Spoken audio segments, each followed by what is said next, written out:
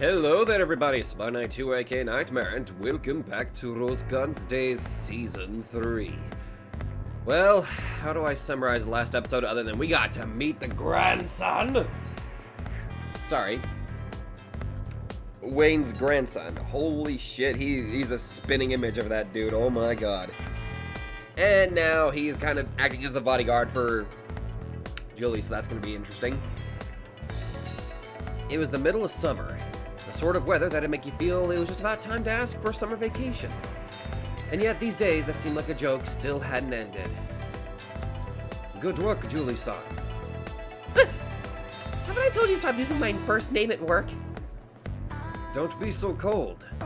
We've known each other for half a year now, haven't we? Can you believe that frankness? I wish he'd take a lesson from his grandpa. This overly familiar man really did follow me around every day, even at work. Also, time skip, holy fuck. Today was the first day in half a year that Julie would go to interview Madame Jeune. Come to think of it, it's been a whole year since this long tale began. Though that also means it's been half a year since this overly friendly man started following me around. I'd ignored him thoroughly, which made him act a lot less intrusive. Though that wasn't enough to save me from being a topic of conversation for those rumor-loving older women. Yeah. Well, he does get a little dejected now and then, possibly because I'm being too cold, but if I do even a little thing like buying him coffee, he's right back to normal again. He'll recommend these social network games that are supposed to be popular, prattling on about how he'll get a rare item if he gets a friend to join, so would I be interested? Oh my god! Hey, would you like to play this game called Fortnite? I will kill you if you ever say that again! And when I ignore him, he gets all dejected again. What are you, a puppy? Apparently that dog-like part of him was all he'd inherited from Wayne Udera. I can believe that actually, my god. By the way, just so it's clear, there's no trace of romance going on here. Well, now that you said that. I'm not remotely interested in romance with this puppy. Say it in red. On top of that, since he's always intimidating all my hot co-workers, any hopes of budding office love gets smashed to smithereens. Oh my god. Chen-kun from accounting, who was pretty hot, and Ma-kun, who had a rich family in Hong Kong, and everyone else stopped sending me emails. It's enough to make anyone sigh. You seem tired. Whose fault do you think that is? But I held him the words. This puppy is definitely planning to be needlessly courteous, trying to cheer me up by talking about all sorts of stuff. So I'll start the conversation. Partly to get my mind in Primavera mode before meeting Madame Jeune. I heard you've been having trouble with your sub-organizations. Yeah, it's very embarrassing. During this half year, the situation surrounding Primavera had changed considerably. Primavera's largest faction, the Kansai Spring Breeze Association, had voiced its recommendation that Madame Jeune and Consigliere Udera retire.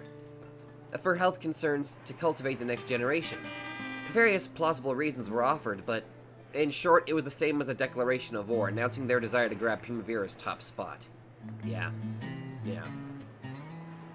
Could you imagine if Jeune decided, you know what? You're normal. Jeune or Julie? Wait, I'm Jeune, that's right. Madam, you're starting to go a little dementia loopy. Oh, shut up, boy. Julie, you're my new head. What? They probably thought that someone had called in a reporter to write her last testament couldn't be relied upon to reign over a bunch of villains. It's true that Madame Jeune is very old. I think the conjecture that she'll retire once she's told me everything is very convincing. However, Madame Jeune hadn't publicly named a successor. It didn't take a close examination of the Sengoku period to know that an organization with no successor always falls into a civil war when generations change. If Madame Jeune had inherited Madame Rose's desire to leave Primavera behind for the sake of her future countrymen, then it was hard to understand why she still hadn't named a successor. Even us young members can't understand what the Madam is thinking. By refusing to name a successor, she was intentionally inviting a civil war. Some weekly publications wondered if that could be her goal. What if a person who rose to the top stained in blood in true underworld style was the most fitting successor? That's how they thought of it. It's not as peaceful as Kabuki, where you can inherit someone's name and become XX the Third. And it's not as though Madame Jeanne herself was named as her successor by Madame Rose. That's how it was recorded historically. Madame Rose, who had shown her true selfish desires in the soy sauce war, brought tyrannical rule back to City 23. It was then that Jeanne Amakawa stood up as a second Madame Rose and stole Rose's position. Madame Jeanne's current position was stolen by defeating Madame Rose. Because I know how it all ends. Listening to Madame Rose's tale has been getting more and more painful. Huh. Still, that rumor about how she's planning to tell you about her life and leave it as a last testament. That's not too hard to swallow. I've been placed in a terrifyingly important role, haven't I? Yep. This is just my imagination, but I wonder if the Madame's planning to give you the right to choose her successor. Ooh. Huh? If Madame Jeanne suddenly died tomorrow, then the person who'd understand the most about Primavera's origin and purpose would be you. Whoa, wait, I couldn't be... With enough feuds, Primavera would probably settle on a Warhawk boss eventually. But most people figure that enthusiastic Warhawks tend to be lacking in the brain department. True. And there's quite a few greedy people out there too. The Madame would never hand Primavera over to people like that.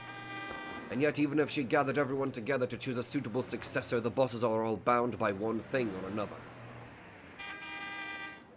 So you think the task would be fitting for someone like me who has no ties within Primavera? Don't you think so? That's... Crazy, huh? Toritsugu smiled as though he was partly joking around. However, this was what he felt. He, the grandson of the Consigliere and a person who was allowed to be near Madame Jeanne. If I'm supposed to fill such a vital role, I refuse. Maybe she's keeping it secret because she doesn't want you to refuse. Oh, God. Oh, and Julie-san, please don't tell anyone I've been saying things like that. Okay. Will I fill such an important role? Oh, fuck.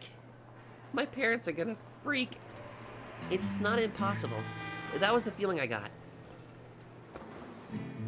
It's probably best if I stop thinking of myself as a third party, here only to listen. This long tale that extends from Primavera's start until the modern age has already been tied to me. Maybe I'm not here just to record a story and put it on paper. Maybe I'll have to understand it from the bottom of my heart as one of their future countrymen. The long wall around the Amakawa residence came into sight. If I think back to when I first came here a year ago, surely, now I've renewed my determination. I'm a lot more tense than I was back then. So while I'll continue to gather materials as a reporter, I've decided to change my outlook. I'm not a newspaper reporter for the Hong Kong Daily News. I'm one of their future countrymen, one of the ones they wanted to pass everything down to. That's a good way of looking at it.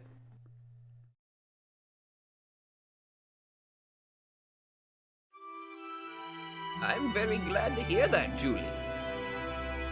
Madame Jeanne was very approving of my change of outlook. On the other hand, she clearly denied my suspicions that she planned to give me the right to choose her successor. It's an interesting idea, but no. The decision of choosing a successor carries with it a very heavy burden. I'm not so irresponsible that I'd abandon that burden and force it on you. I imagine so. I will take responsibility and choose a successor while I still live. There's no need for you to worry. It's true that I am reaching my final years and still haven't named a successor. And there do seem to be some people who are growing anxious. However, that in itself makes this a good test case for reforming all of Primavera. In other words, you're doing this intentionally to uncover sources of discord? Who will swear their loyalty to the end? Who will win over whom, and who will rise and how? You're basically testing everybody's loyalty, and that's actually pretty interesting. The trouble over this past year has been ideally suited for examining these issues. That was Madame June for you. So she had used the popular theory of her ailing health to observe the reactions of Primavera's execs. She couldn't have stood at the top of the underworld without such resilience. However, it makes me very glad to hear that you're listening for more than that what you'll need to make your... Wait. It makes me very glad to hear that you're listening for more than what you'll need to make your... How do I English this? Well now, how far have we gotten? We were in 1948. After handing over a lot of money, Madame Rose survived the soy sauce war, though painfully. Yes, I remember. Ooh. Partly because of the calculations of Sun Shilong, who wanted to eradicate the Council of Elders and gain influence, Primavera was allowed a painful victory. Sun Shilong, the young lord who had become the new leader of the GDS, immediately struck a deal with Madame Rose. Then both sides confirmed that neither had anything to gain by further aggravating each other. However, that was only an assurance that the war would stop. This was no happy reconciliation where both sides agreed to get along. After all, Primavera wasn't the only party to receive considerable damage. Storehouses in City 22 itself had been burned. The Chinese military ruling in that city lost faith in the GDS, which had been tasked with maintaining public order. Though it had served its purpose as an excuse to eliminate the Council of Elders, the young lord was still forced to placate military officials at considerable expenses.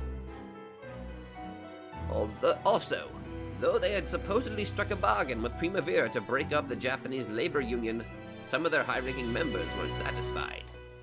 These people thought the Japanese labor union was a one-sided enemy attack to place economic pressure on City 22, so destroying it was only natural. Breaking up the union only barely made up for Primavera starting it in the first place. Therefore, as so many people thought, the burning of the storehouses still required some form of retribution or compensation to be paid.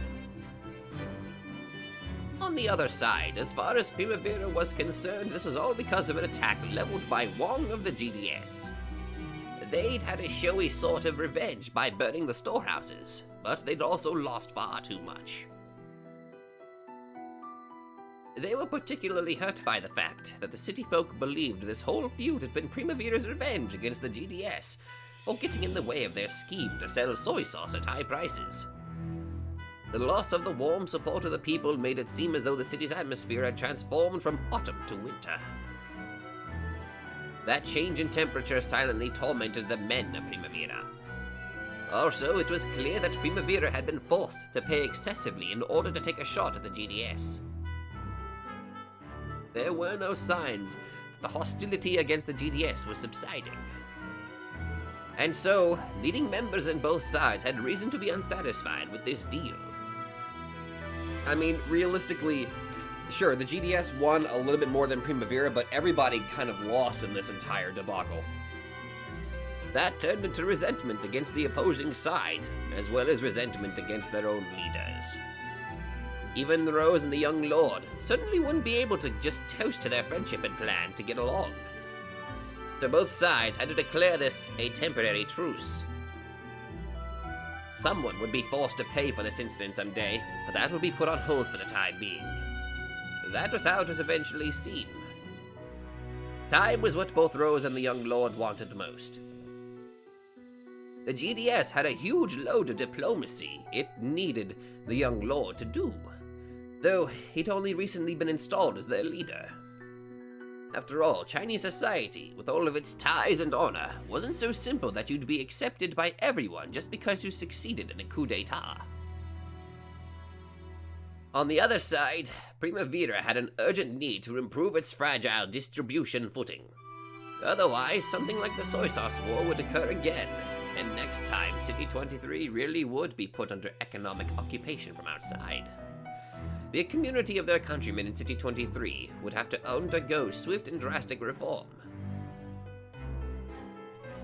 Madame Rose and Sun Shilong established a hotline so that each could avoid clashes with the opposing side. But at the same time, they had to build up their military and economic strengths in preparation for the next clash. Amusing.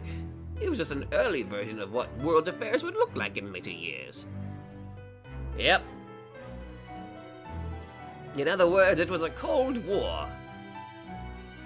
Then the era finally reached 1949. The high-wage plan had ended, and laborers returned to their old low wage. The city was wrapped in poverty again. The Midsummer Night's Dream ended, and before anyone knew it, the rays of the autumn sun and its too cold wind arrived. When the laborers spoke, all they did was grumble. They complained about the ladies of the evening, who seemed to be prospering and spent their days at cheap alcohol bought from carts. It is pretty much how it was right at the very beginning. We've come full circle. Now, we just gotta wait for Alfred. Did somebody call my name? I guess you could say it had gone back to 1947, the time Leo Shishigami arrived. Could you imagine if that's when he showed up again? But well, a drink livened up by complaints can be fun in its own way. Even in the depths of poverty, the people were impudent and resilient. I don't dislike that rat-like resilience. Alright. Chapter 1. Oh! So we did finish season 3. Now we're on season 4. Or the last season. Ooh! Sorry. The city of City 23... The night of City 23 was noisy in various ways. Though the higher-ups in Primavera and the GDS had struck up a Cold War-style deal, it wasn't like that for the lower levels. Both sides had built up resentment from the soy sauce war, and it often made the downtown nights noisy from the fighting. The high levels of both sides willingly ignored anything except the gun and the knife. In other words, only killing was strictly forbidden. After all, if the higher-ups forbade all fights, the lower-ranking members would have no outlet for their resentment. Listen, you're allowed to beat the fuck out of each other, but for God's sake, do not kill. You understand me? And so, once more tonight, a scuffle had broken out between Japanese and Chinese drunks in a downtown area near Chinatown. The hell's wrong with you? Don't you try and look tough, you Chinese bastard. They can't fucking understand the word you're saying. Hey, this here's Primavera's turn. Go back home to Chinatown, GDS. You know what? I don't understand the fucking word you're saying, but I'm gonna fucking rip your dick off. Is that a fucking Irish accent?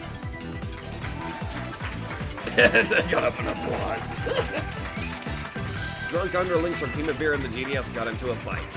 Passerbys watched and cheered. As long as you didn't get sucked in, street fights were nighttime entertainment. Wait, what?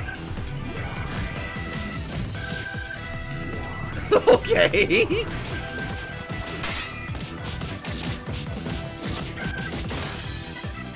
I guess we're doing this now. Wait a minute, who the hell are those people on the cards? They look different.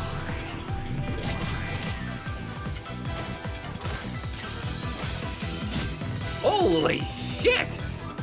As soon as I caught wind of the fighting festival, underlings on both sides joined in, one after another. Excited drunk customers who had nothing to do with the underworld started joining in on the brawl, and the street was thrown into chaos.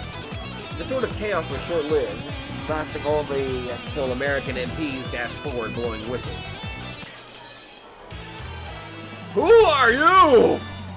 There, right here. Whew, they're really going at it. I'll get fighting back if someone takes a shot at you. But seriously, you jump into a fight that just happened to spawn. Ha! You know what they used to say? Brawls and whatever are the flowers of Edo. Better not miss out on the festival. Who are you people? I like your design, Mr. Guy on the left, though. Keith was your name? Woo! Give me a piece of this pie. Oh yeah! Jeez, like a little kid. Well, whatever. Guess I'd better step up too. What is going on? Who are these people? I guess they're part of the American police or something? And I guess I'm playing as them? That dude looks like a blue-haired battler.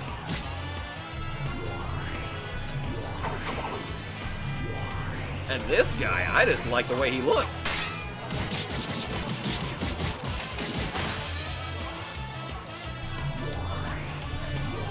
I don't know who these people are, but I like them already in terms of how they look.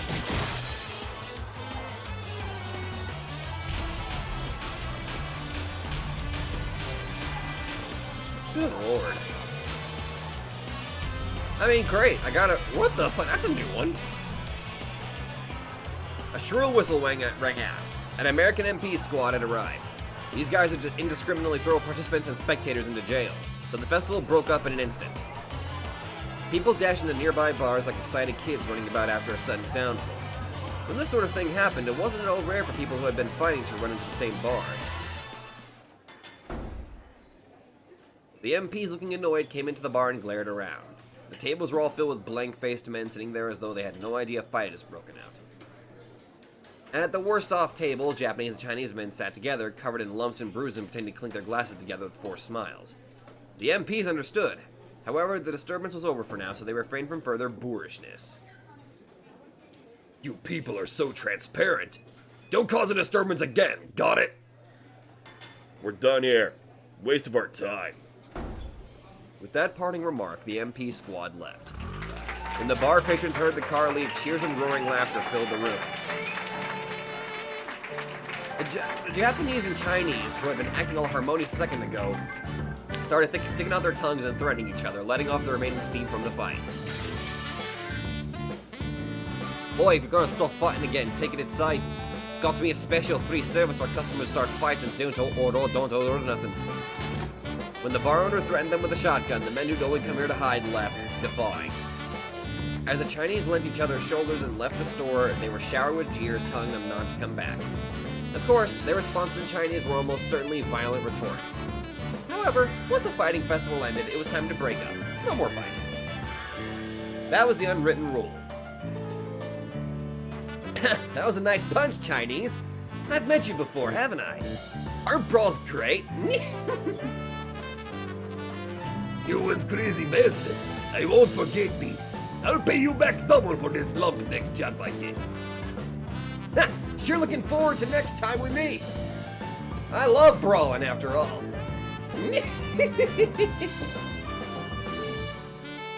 And I love drinking after a fight even more. Can't have one without the other. Hey, barkeep, put that scary thing down and get us some good drinks. Chase, you'll dash anywhere when you hear about the brawl, Alan. Alan the Brawler. That's worth 100 men having you on our side. You are wonderful again today. Hey, Alan, let me kiss you. Hey, cut that out. It tickles. Okay, enough of that. Alan isn't some into gaudy women like you. Right now, he's got his eyes on a different girl. What? Really? No way. Alan doesn't understand our charm. Just spend a night and you won't want to leave the next morning. No. So sorry. See you later. Cheers to Alan the Brawler. I have no idea who this guy is, but I like him already, unless he's a bad guy, in which I hate him, but for right now, I fucking love the way he is. The men all raised their glasses at once. Alan responded, and the bar returned to its usual hum. Huh. Are you still chasing that woman's ass? I finally managed to get her name. She says she's called Yuki-chan. Woo! Now there's a girl who sends chills down my spine. I've fallen for her, man. She makes you foot the bill all the time, right? Why can't you realize she's using you as a wallet? That's fine. If I get a passionate kiss later, it's all worth it. Way too obvious what you're really after, man. If I were a woman, I'd be creeped out. If you were a woman, I'd hold you and smother you with kisses. Please don't say crap people will misunderstand. Well, anyway, let's celebrate our continuing friendship. Yeah, we'll always be invincible. Who are these people? The two clinked their glasses together. The light sound made their cheery faces shine even more. Oh? Don't like the looks of those customers. Huh? Well, who's here? In this bar packed with drunk patrons, it was hard to tell the identity of everyone who came in. However, it seemed that Keith had already figured out who had come and why, and he shrugged his shoulders. We've been looking for you, Alan, Keith. Hey, it's our colleagues! We're just about to have a drink. Why don't you join us? Of course they won't. This is about work, right? Probably. Maurice's son says it's extremely urgent. See? I was right not to start drinking. God, a job so urgent we couldn't do it after drinking? Well, damn. I like noisy jobs, but I really can't stand those nice and quiet ones. I hate quiet jobs, too. Need something with a bit more flash. Hey, if you wouldn't mind, try and hurry up. The boss said to bring you in within half an hour. The two let themselves be persuaded and rose from their seats. I like their design, especially Keith over here. The look of young people excited by a fighting festival was gone from their eyes. They had the strong, emotionless glint of wolves who lived in the criminal underworld. Their boss was Maurice Mananobe. He was the leader of Battalion, the fighting group possessing several of the fiercest veterans, even compared to the rest of the Primavera family. Yeah, whatever you say, Okonogi. Alan and Keith. They were both members of the Primavera family and Battalion. Oh! Really? Cool. So, how good are they? Think we can rely on them? Now there's something I can guarantee myself, and there aren't many people who get this good a recommendation from Maurice. Boss, sorry to keep you waiting. We brought Alan and Keith. Okay, good work. Sorry to call you two out on such short notice. Hey, if you've got a reason to hurry, there's no helping it. Still, he called us just when we were about to have a drink.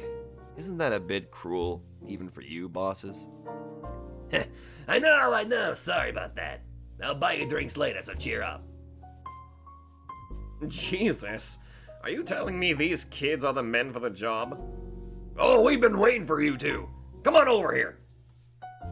So, even the Grand Boss is here. And an officer in the American military. You'd better treat us to one hell of a drink.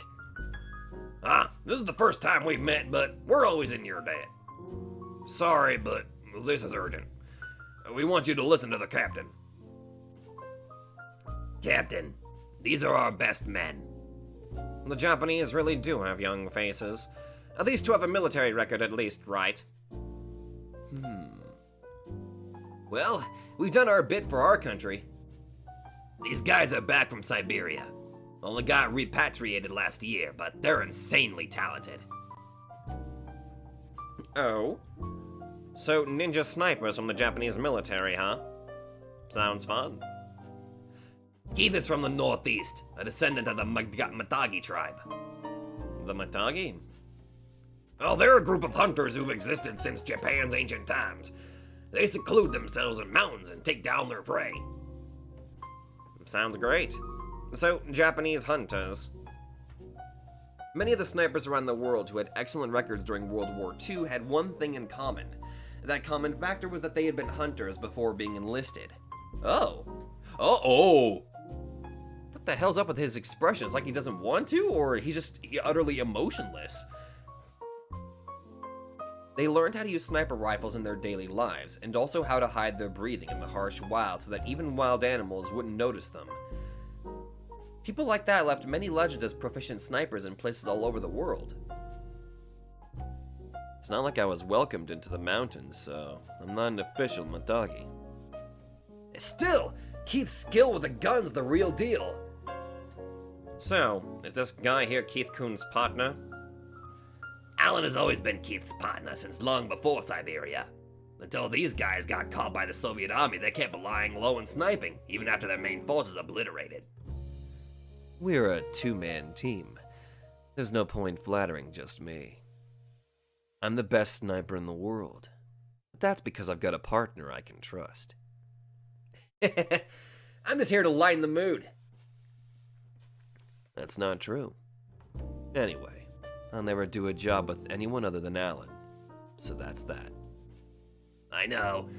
You're the strongest when you're together. You can't eat with just one chopstick. Quite a powerful bond between the two. They may look young, but they're the best of the best.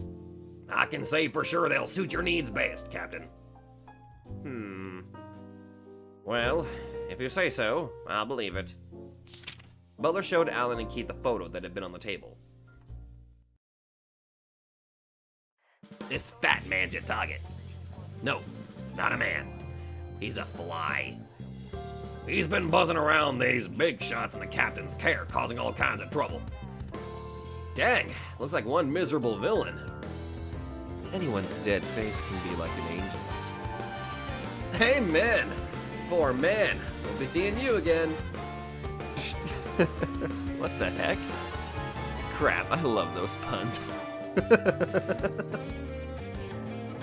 He's a bastard of a newspaper reporter who likes finding people's weaknesses, threatening them, and using that to build connections. So a high-ranking official with this guy on his tail came crying to me. This is a person who I want to have owing me a favor. I'd like you to handle this quickly. The captain is Primavera's greatest ally. That's why we're putting our best men on this job for the captain. Oh, you're an American military person, you're hiring a hit? What do you know? That's why we're putting our best men on this job for the captain. In other words, you guys. For our countrymen's sake, we gotta watch the captain's back. Can we ask you two to do it? Well, if Alan's okay with it. Okay, yes, boss. We'll finish up this villain extermination in a flash. Use discretion, okay? I'd like to avoid having witnesses. Don't worry. These men are fully versed in that area, too. Okay then. Just what sort of divine punishment will we level on the villain? Damn. I'm getting pumped. Just a few days later, the man-nappered picture would have another smaller picture of himself in the local paper. The obituary. Probably. Huh. These two are weird, but I like them. American reporter dies in Itogawa international traffic accident. It was a late night, one-car accident involving someone asleep at the wheel. On top of that, it was an accident within C-23, so the inspection of the scene was done under Butler's watch. Alan folded up the newspaper and sighed. Terrifying. Earning grudges against yourself never turns out well. Was there an article about it? Keith returned after buying a bottle of carbonated water. Yeah, right here. Says it was an unfortunate one-car accident. An accident? Boring. I wish it said whether I got him right between the eyebrows. That'd hardly be eliminating quietly now, would it? Here's the perfect score. So, how was that shot of mine? A perfect one shot, one kill. Nicely done. Good work, partner. Good work, Alan. Good work, me. Yep, good work, us. They knocked together their glasses of carbonated water. Then they drank them down in a single gulp like shot glasses and rose to their feet. I'm going home. What about you, Alan? I'm not going home yet. Today's my date with Yuki-chan. I can't believe you still haven't opened your eyes. Going off to be her wallet again? The money's much happier to be spent on such a beauty. So, you worked hard to get paid by the boss. Now you stupidly waste it all on women. Shut up! This is an investment! Good grief. Well, I guess it's nice to just have something to spend money on. Hey, you've saved up a lot, haven't you? Isn't it about time you used it? Around here, there are times money will save your life. You can never have too much on you. You better be careful. One of these days, some villain's gonna clean you out. Well, I imagine you'll get cleaned out by Yuki-chan first. Whoa! Yuki-chan's gonna do what to me? Ah, she's so aggressive. Moron. Later. I'll go home and take a bath or something. Sure, see ya. Don't get soggy. Bye-bye, lullaby. Not sure why. What the heck? You're so weird. My god, I like this. I like these guys. Apparently, all of Alan's puns got him laughing. Keith chuckled and turned away. After waving to his back, Alan turned away too. They were a pair of irreplaceable partners who acknowledged each other's skills. However, they didn't intrude on each other's privacy. Alan and Keith, two talented problem erasers from a battalion, on a Primavera's cruise. They had a relationship that wasn't too clingy because each trusted the other.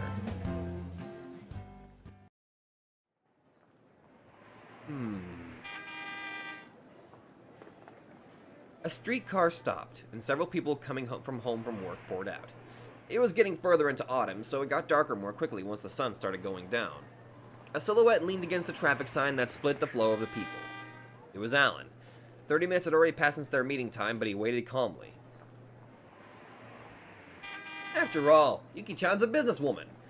She's probably working hard. The girl he was after was apparently busy getting a new company started. That might have been partly responsible for her lateness. However, no matter how late she was, she would definitely come. After all, she was a schedule friend, and she had put time with Alan into her schedule. At that time, he noticed a slender hand waving at him through the crowd of people. Oh, she's here! Yuki-chan! You don't look evil. Shut up! Don't cry like a wild man in the middle of the street. Sorry about that. I'm just happy because of a big job I finished up today. Oh? What sort of big job could a mere bar plate cleaner like you finish up? Well, that's... I just cleaned up some of the city's trash. Cleaning up trash is a big job. What, was there a massive pile of trash or something? That's enough about me. Congrats on finishing another day of work, Yuki-chan. I'll bet your schedule is packed again, right? No problem. It keeps me busy, but it's worth the effort.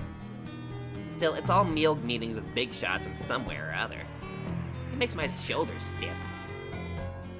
Well, keep it up. I found a place that's just perfect for relaxing after a day like that. Very good. You really are useful. You have my praise. Your gracious words of praise honor me. Oh dear. I'm a little worried about this. Very well, young Miss Yuki. Allow me to introduce you to this evening's special treatment. Her name was Yuki, which means snow. It would have been romantic if they had met when it was snowing, but unfortunately their first meeting was of a fairly disappointing sort. Really? While riding a streetcar, Alan was mistakenly suspected of molesting a young American girl. What? However, since he didn't speak English, he didn't have a clue what was being said. He started smiling flippantly and rubbing his hands together, which only made him look more like a molester. Just when he was about to be surrounded by grim-faced Americans, Yuki had solved the misunderstanding with fluent English. Her intellectual boldness made Alan fall in love at first sight. He'd followed her around obstinately until he succeeded in getting her phone number. Creepy, kind of?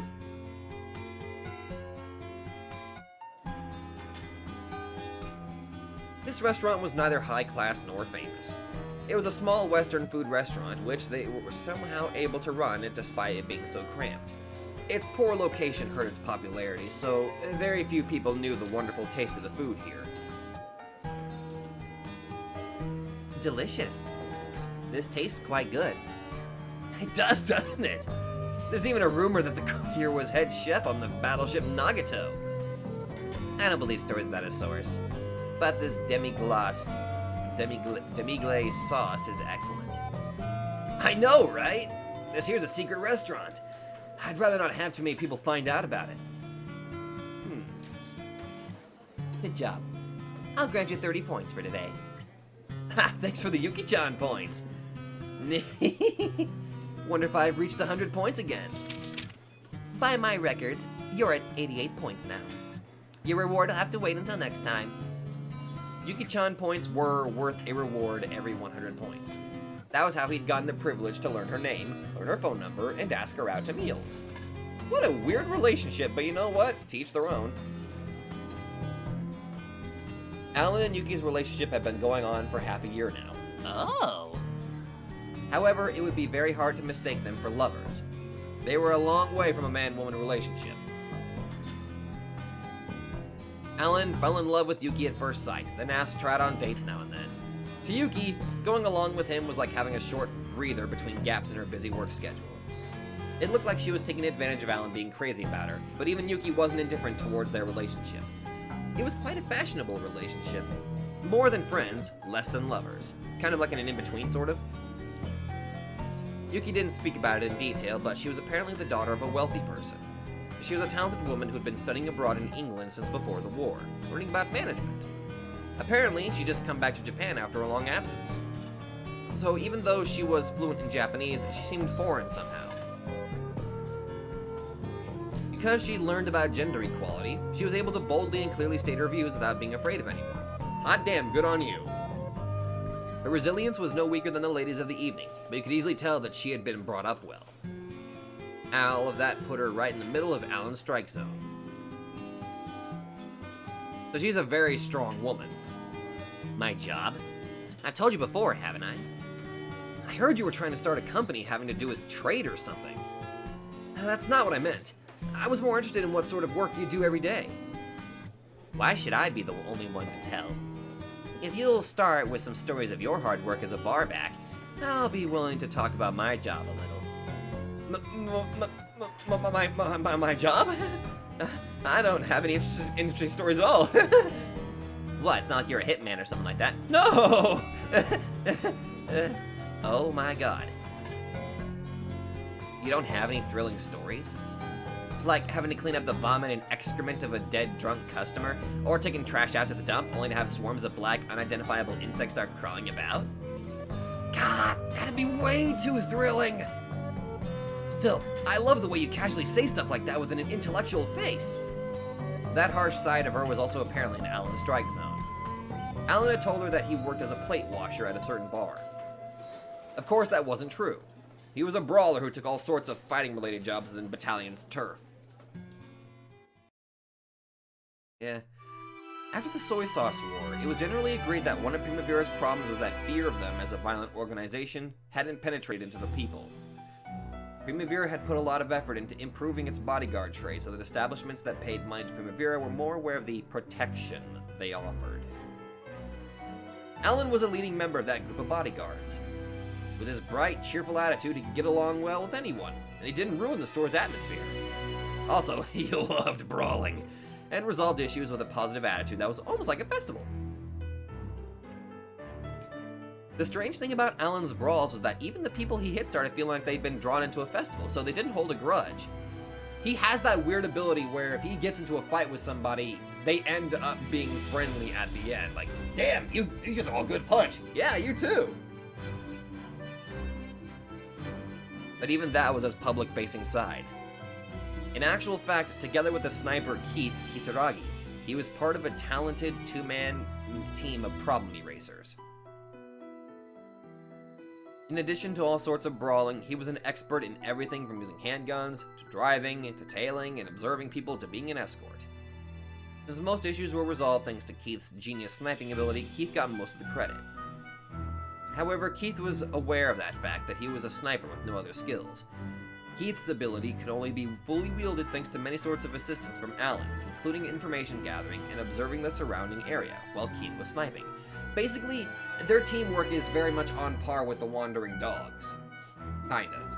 Like, they each need each other to cover certain areas where the other is lacking in. But all together, they're an unbeatable team, basically. Because Keith understood that, he trusted Alan immensely as an irreplaceable partner. Their boss Maurice understood this too, so he always had the two work together. No prey could escape after being targeted by these two. Plot twist, Yuki is suddenly a target. Yeah, like I could tell her that. Yuki has no connection to the criminal underworld. If I proudly talked about my job as a hired killer, she'd probably never speak to me again.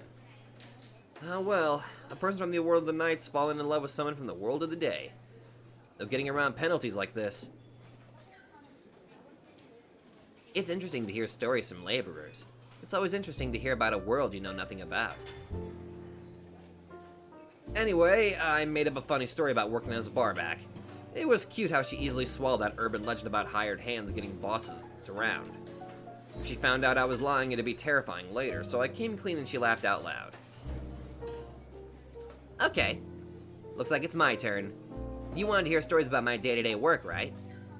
Yeah. I want to hear about how you give it your all. Well, unfortunately, I'm not confident I can find an interesting story like yours. It could just be something you did today.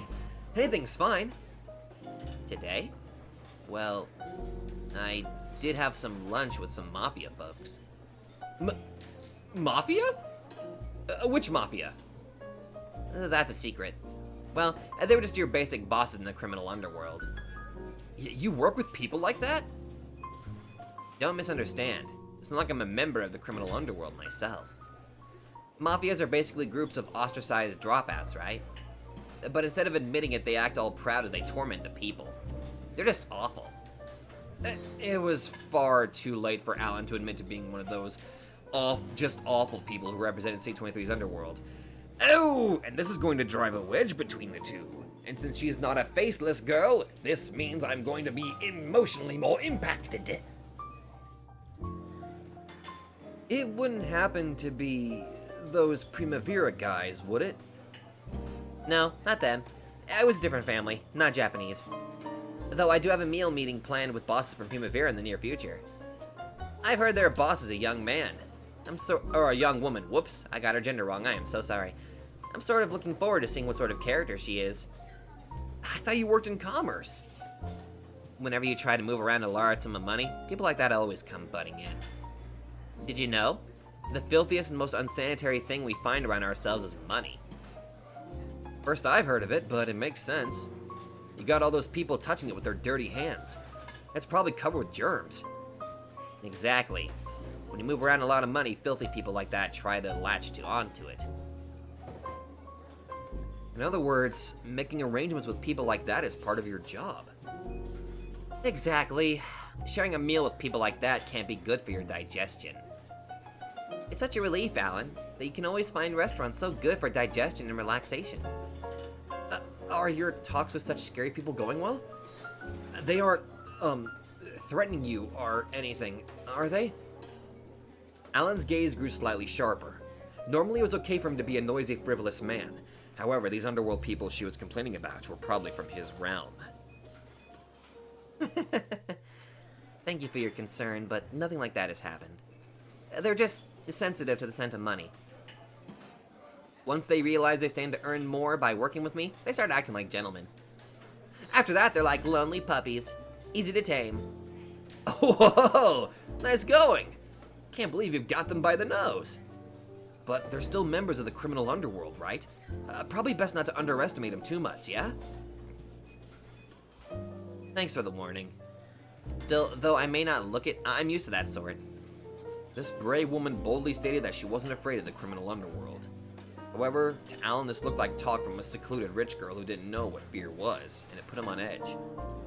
Well, you know, I may not look it, but I think I might be pretty reliable in a tough spot.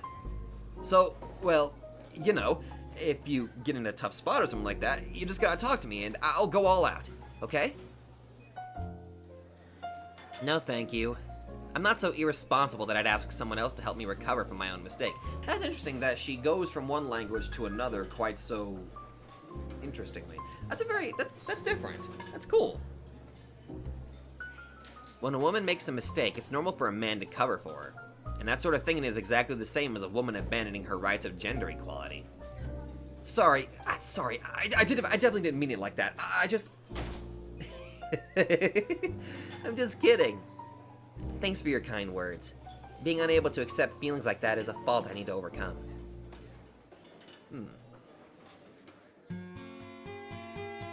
After finishing their meal and enjoying an after-meal wine, the two left the restaurant.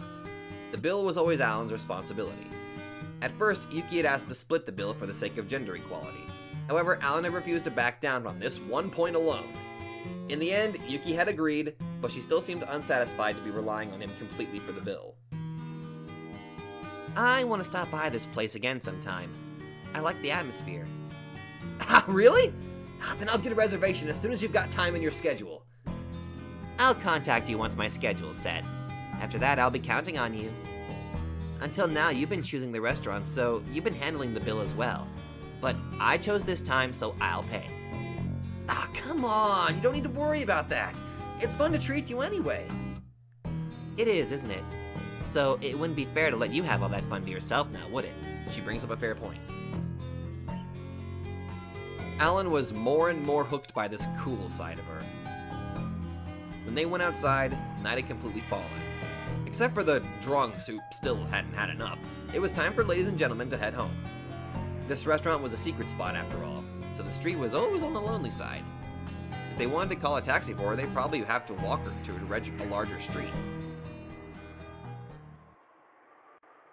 A second ago, we called this a lonely street, but more specifically, it was a lonely and slightly disreputable street. Laborers got dead drunk to distract themselves from their days of pent-up frustration, and they'd sometimes let out curses or shrill cries.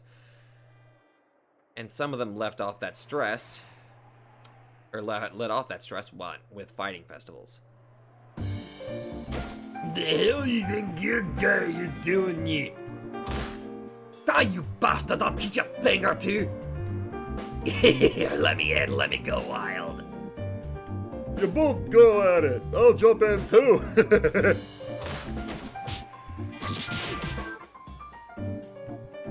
What on earth is that? That's a bunch of drunks fighting. It's like a local attraction in the old downtown district. They're just letting off their pent-up frustration with pretend brawls. It's not like they're trying to kill each other or anything. Pretend brawls? Yeah, pretend brawls. Well, I call them fighting festivals, though. Strictly speaking, fighting festivals were different from brawls. They were more like something a couple of elementary schoolers would start up after watching a kung fu movie. The laborers who were strong thanks to the hard work they did every day joined pretend brawls to let off the stress that their excess physical energy left them with. Because the onlookers understood this, they laughed and cheered them on. It is such a weird way. It's not like rioting, it's just people venting out their stress and then being like, okay, that was good, see you guys next week. You know what I mean? If it had been a real brawl between people who hated each other, which might break out in a kill fest before long, no one would cheer them on. If that had been the case, a bunch of drunks desperate to join someone else's fight would rush in, and in a flash, the fight would end with the both parties being held accountable and getting punished. In that sense, you might say it was a form of communication between slightly dangerous drunks. You're drunk. No, you're drunk. Of course, the higher-ups in both Primavera and the GDS would rather people refrain from this sort of thing. However, Alan thought differently. Right now, Japanese and Chinese drunks were fighting together, but looking at their eyes, they all truly seemed to be having fun. Instead of remaining isolated and coldly insulting the other side, it was much better for them to passionately punch each other and learn each other's faces. Since Alan thought this way, these fighting festivals between Japanese and Chinese men seemed almost charming to him. So Alan's face relaxed. Yuki might treat him like a flippant person, but maybe this would be a good chance to let loose and show her he was a reliable man in a fight. Alright, watch this, Yuki-chan! Time to watch Alan Aramaki-sama roar! Just as Alan was about to roll his arms, Yuki turned to look at him with an incredibly scorn-filled gaze. Violence really is terrible, isn't it? Just watching it creeps me out. Don't you agree? Yeah, I do. I do. I'm opposed to violence. Yeah, right. There are three kinds of people I hate. The first kind is people in the mafia. The second kind is people who are violent. And the third kind? People who are in the mafia and also violent. People like that should just die.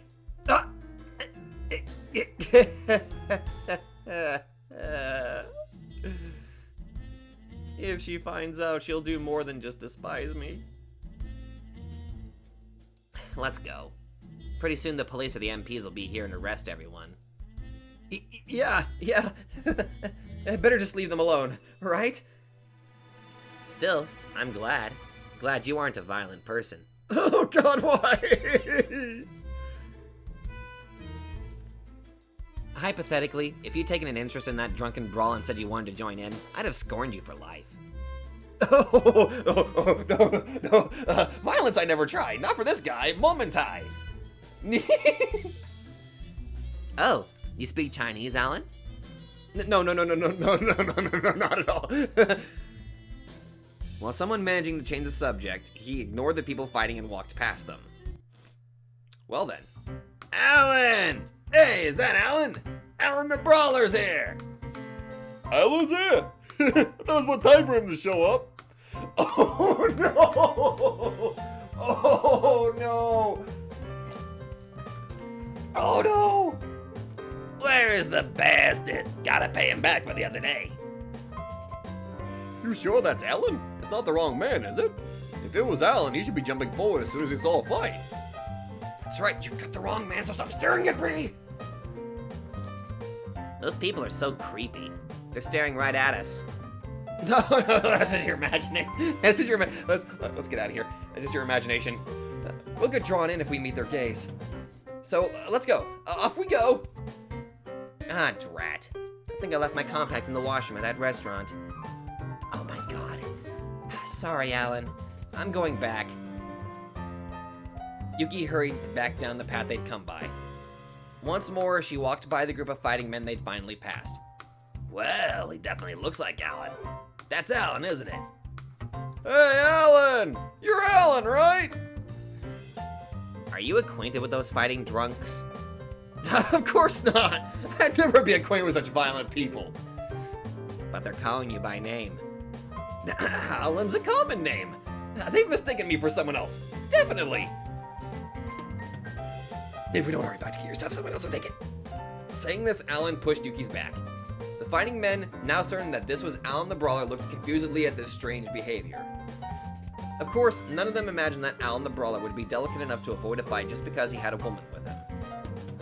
Hey, Alan! The hell are you ignoring us for? What's wrong with him? Is he running scared? Maybe he can't hear us. Hey! Alan! Those people are quite persistent. Why don't you go tell them that they've got the wrong person? No. Times like this, best strategy is to avoid answering them. Alan ignored the men and turned his back to them. Of course, the men assumed he was literally ignoring them. Hey, Alan! What's wrong with the cold shoulder? Hey, you trying to say we ain't worth your time? Let's throw rocks at him. Ow. The drunks picked up pebbles lying at their feet and started throwing them. What's wrong? You've been acting strange for a while now. Me? I always act strange, right? That's true enough. We better hurry. I like that compact. I'd hate for someone else to take it away. Smiling and ignoring the rocks and bits of trash that were hitting him in the back, Alan arrived in front of the restaurant they just left. The men seemed to be considerably let down by Alan ignoring them. They were still throwing stuff. Damn them, getting all cocky when a guy's unable to pick a fight! I'll be back soon. Will you wait for me? Of course. Please, take your time. Oh my God. Hey, he's finally coming over here. What's with you, Alan? Hey, where'd all your spunk go? Hey, Alan the coward, you leave your balls at home today?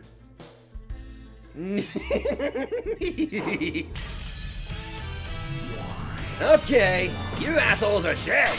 I'm trying to have myself a nice little date, but no, you just had to interrupt me whenever I'm getting in the mood. You know what? I got a better idea. How about I rip you guys in half? I'll be sure to kick your teeth in so goddamn hard you'll be shitting them for weeks. Hope you don't mind that.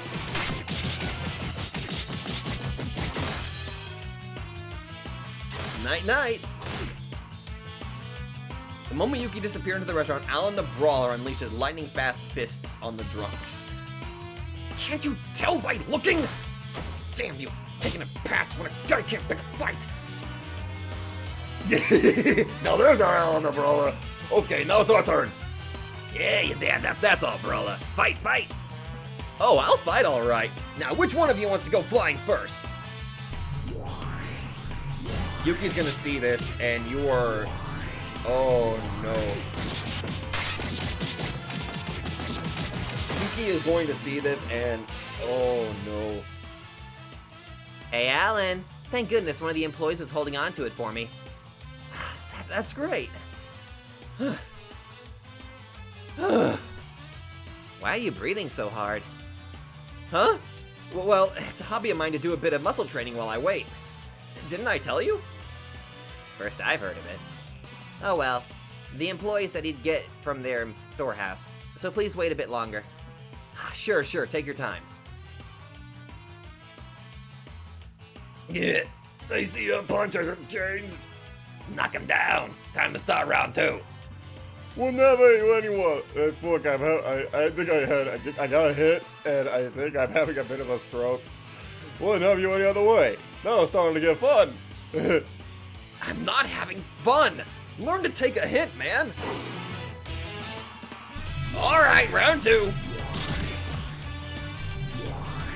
Oh, somebody's doing a spinny little drop kick there.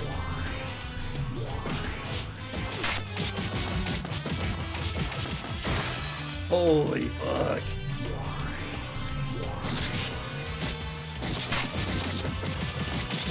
Oh boy. Ugh. Holy crap. Sorry to keep you waiting, Alan. What happened here? It looked as though a typhoon had passed in front of the restaurant. Trash cans were turned over and there was a pile of men laying on the ground. Well, they said they wanted to join in on my muscle training, so I showed them how, and they've already run out of gas. Sheesh, you guys really need to work out. You'll never be popular with the ladies like that. I hate machos. Oh, really? How convenient. I'm not bulked up at all. Wait up, Yuki-chan! I'll walk you to the taxi stand! What just happened? I love this man. He is such a bombastic dude. Alright, so if that's chapter 1 of the last season, holy crap. Ooh boy. Both Alan and Keith. I don't know, this seemed to be much more Alan focused, but holy crap, he's a wild child. Although imagining his relation, I feel like his relationship with Yuki is doomed to fail because of her personal, like, she does not like macho men, she does not like mafia men, she doesn't like violent people, and what the hell is Alan right now? He's all of those things. He's everything that she hates. Oh god, this is not gonna be good. But anyway, I'm already liking how this is starting. It started off with a bang. Oh my god. And I look forward to doing more. So if y'all like this, be sure to let me know. I apologize if I sounded I was a little bit under the weather. Yeah, I kind of did record whenever I was not feeling 100%. But hey, I had a blast doing this, and it helped me feel a little bit better because of that. So thank you all so much for watching, and I will see all of you guys definitely in the next video.